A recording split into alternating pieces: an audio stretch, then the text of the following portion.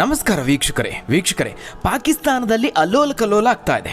ಒಂದು ಕಡೆ ಭಾರತದ ವಿರುದ್ಧವಾಗಿ ಪಾಕಿಸ್ತಾನದ ಪ್ರಜೆಗಳು ಅಲ್ಲಿ ಪ್ರತಿಭಟನೆಯನ್ನ ಮಾಡ್ತಿದ್ದಾರೆ. ಪಾಕಿಸ್ತಾನದ ಸರ್ಕಾರದ ವಿರುದ್ಧವಾಗಿಯೂ ಪ್ರತಿಭಟನೆ ಮಾಡ್ತಿದ್ದಾರೆ. ಮತ್ತೊಂದು ಕಡೆ ಬಲೂಚಿಸ್ತಾನ ಲಿಬರೇಷನ್ ಆರ್ಮಿ ಕೂಡ ಪಾಕಿಸ್ತಾನ ಸೇನೆಯ ಮೇಲೆ ದಾಳಿ ಮಾಡ್ತಾ ಇದೆ. ಇತ್ತ ಭಾರತದ ಪ್ರತಿಕಾರಕ್ಕೂ ಪಾಕಿಸ್ತಾನದ ಸೇನೆ ವಿಲ ಅಂತ ಒದ್ದಾಡ್ತಾ ಇದೆ. ಹೀಗಾಗಿ ಪಾಕಿಸ್ತಾನ ಒಂದು ರೀತಿ ಇಕ್ಕಟ್ಟಿನಲ್ಲಿ ಸಿಲುಕಿದೆ. ಅಲ್ಲಿ ಅಲ್ಲೋಲ ಕಲ್ಲೋಲ ಆಗ್ತಾ ಇದೆ. ತನ್ನ ವಿನಾಶವನ್ನ ತಾನೇ ಬರಮಾಡಿಕೊಂಡಿದೆ. ಆದರೆ ಪಾಕಿಸ್ತಾನದ ಅಟ್ಟಹಾಸ ಮಾತ್ರ ಇನ್ನೂ ನಿಂತಿಲ್ಲ. ಉಗ್ರರ ಮೂಲಕವಾಗಿ ಭಾರತೀಯರನ್ನ ಕೊಲ್ಲುವಂತಹ ಹೇಡಿ ಕೃತ್ಯಕ್ಕೆ ಕೈ ಹಾಕಿದಂತಹ ಪಾಕಿಸ್ತಾನ ಈಗಾಗಲೇ ಭಾರತದ ಪ್ರತಿಕಾರಕ್ಕೆ ಹೆದರಿಕೊಂಡಿದೆ. ಗಡಿಯತ್ತ ಯುದ್ಧ ಟ್ಯಾಂಕರ್ಗಳು, ಶಸ್ತ್ರಾಸ್ತ್ರಗಳನ್ನು ಕಳುಹಿಸಿಕೊಟ್ಟಿದೆ. ಎಲ್ಲಿ ನಾವು ನುಗ್ಗಿ ಹೊಡಿತೀವೋ ಅನ್ನುವ ಭಯದಲ್ಲಿ ಯುದ್ಧ ವಿಮಾನಗಳನ್ನು ಸಜ್ಜುಗೊಳಿಸ್ತಾ ಇದೆ.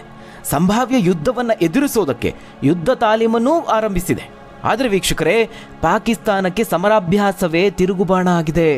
ಯುದ್ಧ ವಿಮಾನವನ್ನು ಸರಿಯಾಗಿ ನಿಭಾಯಿಸೋದಕ್ಕೂ ಆಗ್ತಾ ಇಲ್ಲ. ದೊಡ್ಡ ಎಡವಟ್ಟನ್ನು ಮಾಡಿಕೊಂಡಿದೆ. ನೌಕಾಪಡೆಯ ಕೆಲವರು ಸುಟ್ಟು ಭಸ್ಮವಾಗಿದ್ದಾರೆ. ಇನ್ನು ಗಡಿಯಲ್ಲಿ ಅಪ್ರಚೋದಿತ ದಾಳಿಯನ್ನು ಮಾಡಿದ್ದೆ ಪಾಕಿಸ್ತಾನ. ಮೊದಲ ಗುಂಡು ಹಾರಿ ಬಂದಿದ್ದೆ ಪಾಕಿಸ್ತಾನದ ಕಡೆಯಿಂದ. ಭಾರತದಿಂದಲೂ ಅದಕ್ಕೆ ತಕ್ಕ ಉತ್ತರ ಕೊಡ್ತಾ ಇದೆ. ಕಾಶ್ಮೀರದ ಕಣಿವೆಯಲ್ಲಿ ನಮ್ಮ ಭಾರತದ ವೀರರು ಉಗ್ರರನ್ನ ಬೇಟೆ ಆಡ್ತಿದ್ದಾರೆ. ಈಗಾಗಲೇ ಹಲವು ಉಗ್ರರ ಹತ್ಯೆ ಆಗಿದೆ. ಅದರಲ್ಲೂ ಲಷ್ಕರ್ ಎ ತೊಯ್ಬಾದ ಪ್ರಮುಖ ಕಮಾಂಡರ್ನ ಫಿನಿಶ್ ಮಾಡಲಾಗಿದೆ.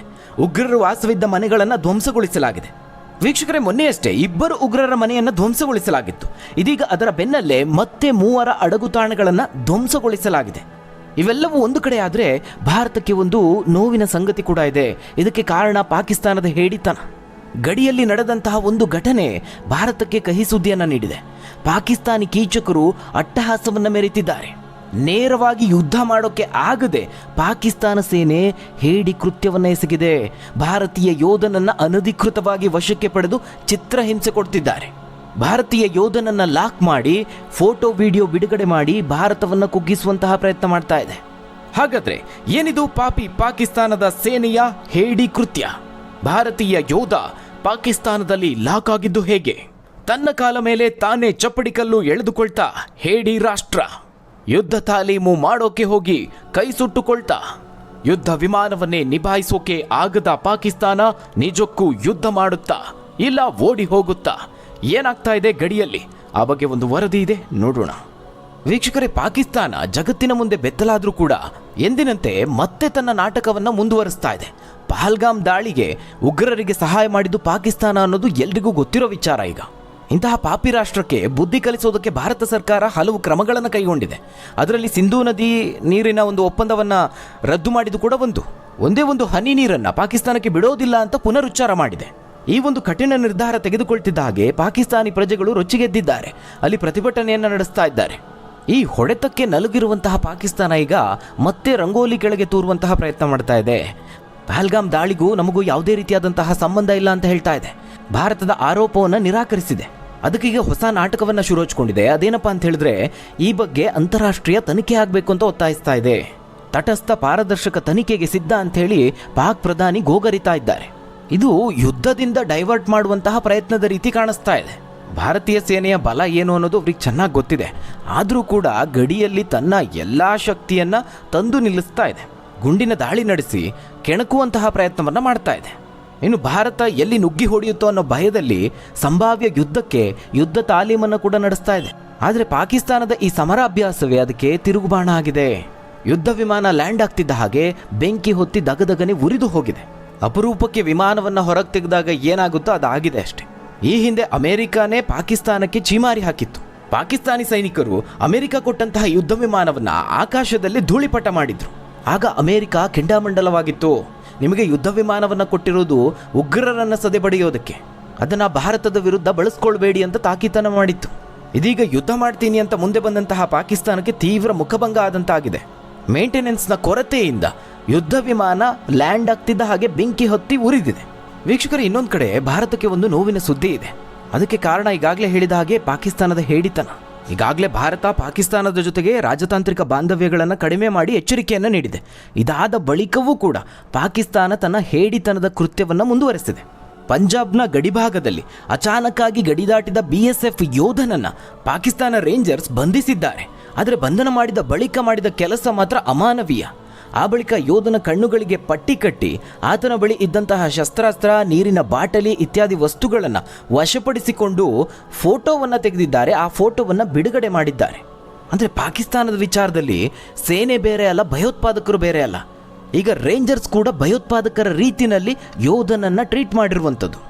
ಸದ್ಯ ಆ BSF ಯೋಧನನ್ನು ಕೋಲ್ಕತ್ತಾದ PK ಸಿಂಗ್ ಅಂತ ಗುರುತಿಸಲಾಗಿದೆ. ಈ ಯೋಧ ಇನ್ನೂ ಕೂಡ ಪಾಕಿಸ್ತಾನ ರೇಂಜರ್ಸ್ ವಶದಲ್ಲೇ ಇದ್ದಾರೆ. BSF ಅಧಿಕಾರಿಗಳು ಪಾಕ್ ಸೇನಾಧಿಕಾರಿಗಳ ಜೊತೆಗೆ ಮಾತುಕತೆಯನ್ನು ನಡೆಸಿದ್ದಾರೆ. PK ಸಿಂಗ್ ಅವರನ್ನು ಸುರಕ್ಷಿತವಾಗಿ ಭಾರತಕ್ಕೆ ವಾಪಸ್ ಕರೆಸ್ಕೊಳ್ಳೋದಕ್ಕೆ ಧ್ವಜ ಸಭೆಯನ್ನು ನಡೆಸಲಾಗಿದೆ. ಆದರೆ ಅದು ಯಶಸ್ವಿ ಆಗಿಲ್ಲ. ಅಷ್ಟಕ್ಕೂ BSF ಯೋಧ ಅಲ್ಲಿ ಹೊಸದಾಗಿ ನಿಯೋಜನೆ ಆದಂಥವರು ಇದೇ ಕಾರಣಕ್ಕೆ ಅಚಾನಕ್ ಆಗಿ ಗಡಿ ದಾಟಿದ್ದಾರೆ. ಈ ಒಂದು ಉಗ್ರ ದಾಳಿಯ ನಂತರದಲ್ಲಿ ಶ್ರೀನಗರದಿಂದ BSF ಬೆಟಾಲಿಯನ್ನ ಫಿರೋಜ್ಪುರದ ಮೆವ್ದೋದ್ಗೆ ನಿಯೋಜಿಸಲಾಯಿತು.